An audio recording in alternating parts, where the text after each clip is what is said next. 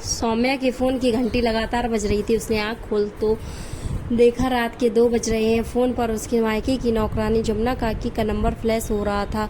Phone उठाया, देखा तो 17 मिस कॉल। उसने घबराहट में तुरंत फ़ोन लगाया। फ़ोन जमुना काकी के बेटे रमेश ने उठाया तो सौम्या ने कहा, रमेश काकी फ़ोन कर रही थी, क्या हुआ, कोई बात है क्या?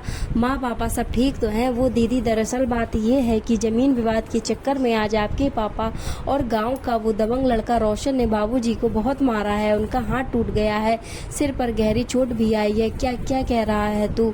लेकिन झगड़ा क्यों हुआ? सौम्या ने गुस्से और दर्द भरी आवाज में पूछा। दीदी, आपकी वो नहर वाली जमीन को लेकर झगड़ा किया। उसने बोला, ये जमीन छोड़ दो या मुझे बेच दो, आखिर तुम रख कर करोगे क्या? इतनी जमीन कौन सा तुम्हारे बेटा है जो जमीन और पैसा बचाकर रखना चाहते हो? तुम्हारे मरने के बाद तो ये वैसे भी तुम्हारे पटीदार ही लेंगे। जब बाबूजी ने मना किया तो उसने लाठी, डंडे, लात, घूंसे से बहुत पिटाई की। उनकी किसी की हिम्मत नहीं हुई उन्हें बचाने की। साथ ही उसने धमकी दी कि अगर कोई शिकायत दर्ज कराई तो वो उसके पूरे खानदान का नामो निशान मिटा देगा। लेकिन ये सब हुआ कब? सुबह तो मेरी वीडियो कॉल पर बात हुई थी, तब सब ठीक था।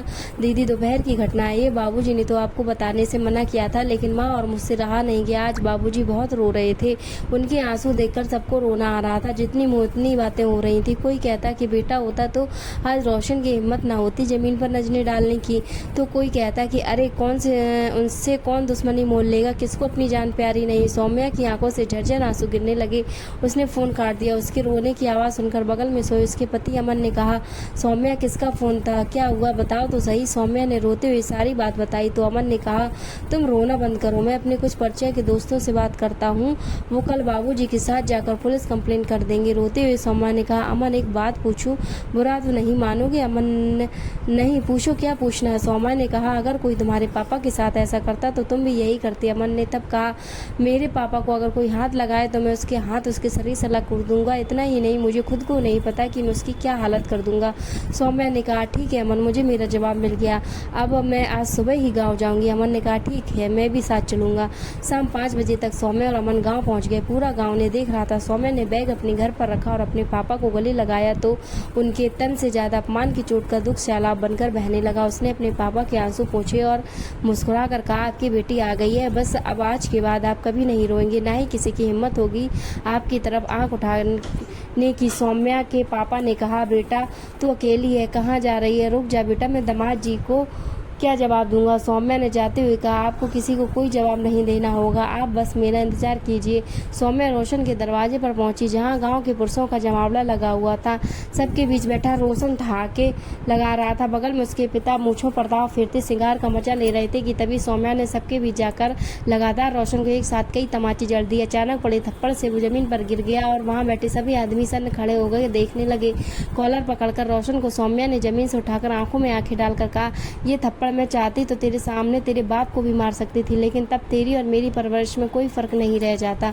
तेरी हिम्मत कैसे हुई मेरे पापा पर हाथ उठाने की? अब उठा हाथ, देखूं तेरी मर्दानगी कितनी है। तू शायद भूल गया कि तुमने जिस पर हाथ उठाया है उसकी बेटी तुम जैसे 11 पे भारी है, और अगर डॉक्टर सौम्या किसी की जान बचाना जानती है तो वक्त आने पर किसी की जान ले भी सकती है। चल उठा लाठी, देखूं तेरी लाठी और तुझ में कितनी ताकत है। माहौल में एकदम सन्नाटा छा गया, क्योंकि किसी को भी उम्मीद नहीं थी सौम्या इस तरह का कदम उठाएगी। तमाशबीन बनी भीड़ में आज खुशी थी। सौम्या अपने माता पिता की इकलौती संतान थी, जिसे पढ़ा लिखा कर उसके पापा ने उसे डॉक्टर बनाया था। उसके आत्मरक्षा के लिए जूडो, कराटे से लेकर हर गुण सिखाए थे, जिससे वो हमेशा निडर, आत्मनिर्भर रहकर समाज में सम्मान के साथ अपना जीवन जिए। अपने बेटे का ये हाल देख रोशन के पापा ने कहा, अरे छोरी, तेरी ये मजाल जो तू मेरे बेटे को सबके सामने मारे।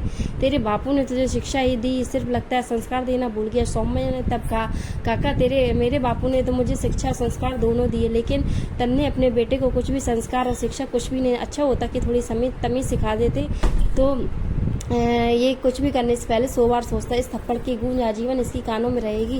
रोशन ने हाथ उठाने की जैसी ही कोशिश की, वहाँ अमन भी पुलिस के साथ आ चुका था, क्योंकि वहाँ का डीएम उसका मित्र था। उसने कहा, हम तो बड़े दिन से तलाश थी, लेकिन कोई गवाही देने को तैयार नहीं था। लेकिन कहते हैं ना कि एक ना एक दिन बुराई का अंत होता है। ये सौम्या के पापा आज गर्भ से फूले नहीं समा रहे थे। अमन ने उनको गले लगाकर कहा, बाबूजी आप अकेले नहीं हैं, आपकी ये धाकड़ बेटी ऐसे कई बेटों पर भारी है। तब सौम्या के पापा उसके गले लगकर मुस्कुराने लगे। लगे। ताली बजाती जमुना काकी ने कहा, देखा मालिक, आप बेकार में ही डर रहे थे। मैना कहती थी कि अपनी सौम्या धाकड़ छोड़िए। अब तो यही कहूँगी कि मेरे राजेश को भी सौम्या जैसी बेटी और एक छोरी हो जाए। दोस्तों कैसा लगा वीडियो?